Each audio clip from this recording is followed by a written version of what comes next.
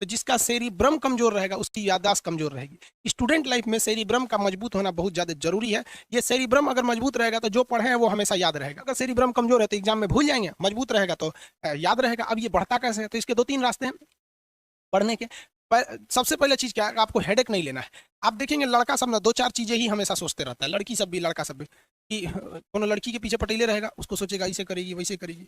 चाहे वो सोचेगा ब्याह हो जाता तो कितना अच्छा रहता, हमारी जिंदगी दूसरी हो जाती, हम दोनों एक हो जाते, फिर तीन हो जाते हैं। रे पगला कहीं का है। ये प्यार मोहब्बत कुछ नहीं होता है। इस प्यार मोहब्बत का मेन कांड है ये हाइपोथैलेमस का, आगे समझाएंगे। तो जिन लोगों के अंदर कुछ खास चीजें सोचते रहते हैं, फैमिली को सोचेंगे कि इनको क्या होगा, आप देखिएंगे ना 8-10 टॉपिक होगा आप उसके बारे में सोचते होंगे। लड़की सब भी सोचेगी हमारा खूब अच्छा लड़का मिलता, ओहो कितना ध्यान रखता, हमारी हाथ में खुदे मेहंदी लगा देता, उठा के चाय ले आके पिलाने देता। पकलोल कहीं कैसा लड़का मिलेगा वहाँ पे। हाँ, ये सब चीज जितना सोचेंगे सुनो, उनका सेरिब्रम कमजोर होगा और उनकी याददाश्त कमजोर होती जाएगी।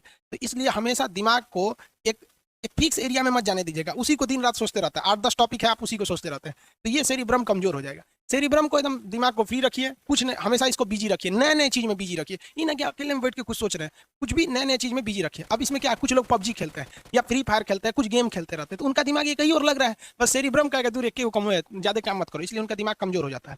तो पूरी मेमोरी पावर किस पे डिपेंड करती है, सेरिब्रम पर। और अगर आपका मेमोरी अच्छा है ना तो आप सवालों को पूछेंगे, क्यों? क्योंकि पिछला चीज याद रहेगा तभी ना अगला चीज को खोजेंगे। तो मेमोरी हिंदी में कहते हैं स्मृति, और जिज्ञासा, जिज्ञासा मतलब ईगरनेस होता है, कुछ सीखने की क्षमता, ये किस पे डिपेंड करती है, सेरिब्रम पर डिपेंड करती है। अगर सेरिब्रम अच्छा है तो आपकी मेमोरी अच्छी है, सेरिब्रम गड़बड़ है तो आपकी मेमोरी गड़बड़ हो जाएगी। आप देखिए आपकी जिंदगी सफल होगी कि नहीं होगी, ये टोटली डिपेंड करता है सेरिब्रम पर, इसलिए इसको मजबूत रखना चाहिए।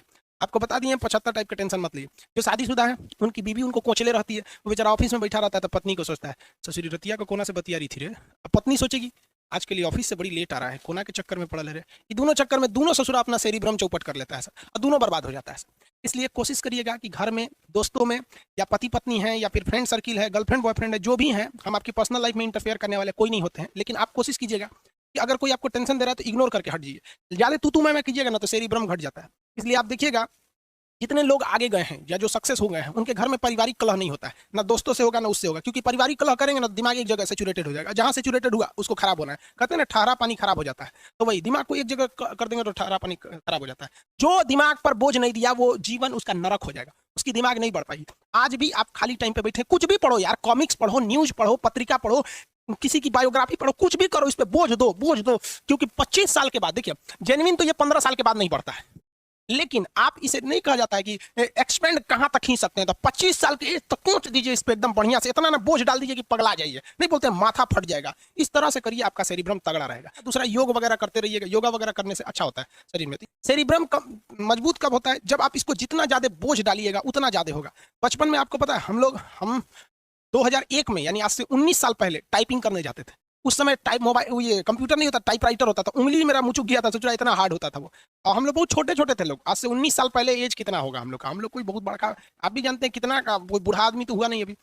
हम लोग जब छोटे थे तो मम्मी, हम लोग स्कूल जब जाते थे ना, स्कूल से आते थे, बैग उतारते थे, खाना खा लेते थे, खाना वाना खा लिए, मम्मी कहती अब चले जाओ उर्दू पढ़ने, तो उर्दू पढ़ने जाते थे। उर्दू पढ़ के आओ तो फिर सुबह में भेज देती थी अरबी पढ़ने, सुबह सुबह जाता था आदमी अरबी पढ़ने, फिर स्कूल में जाता था, फिर दोपहर में जाते थे उर्दू पढ़ने, फिर शाम को टाइपिंग, फिर उसके बाद शाम को कोचिंग, उसके बाद जाकर खेलो। इतना ज्यादा बोझ मार देता था लोग ना, जिसका कोई हद नहीं। तो दिमाग पे जितना ज्यादा प्रेशर मारिएगा ना, ये उतना ज्यादा एक्सपेंड करता है।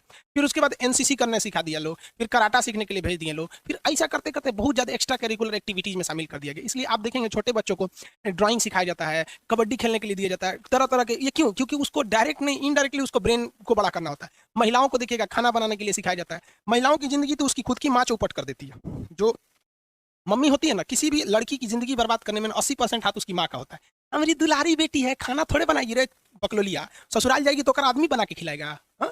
लड़की खाना नहीं बनाएगी, मर्द कमाएगा नहीं, बैल खेत नहीं जोतेगा, तो तुझे पैदा कैली हुआ है? आपका मार्क्स आपकी जिंदगी को निर्धारित नहीं करता है। हम अपनी पूरी जिंदगी में 40 लड़कों के बैच में केवल 37वें रैंक पे रहते थे, यानी पीछे से हम टॉप किए थे। लेकिन मेरे बैच के जितने लड़के थे आप उनको कहीं नहीं ढूंढिएगा, और आज पूरा हिंदुस्तान हमको जानता है। तो आप अगर किसी की कामयाबी की गणना उसके एग्जाम में पाए हुए नंबर के आधार पर करते हैं तो आप भी कुछ खास दिमाग वाले नहीं हैं। 40 लड़के रहते थे हमारे स्कूल में, 37वें नंबर पे आते थे हम। यहाँ पर ये 10th तक का ये रिकॉर्ड था। उसके बाद थोड़ा थोड़ा सुधर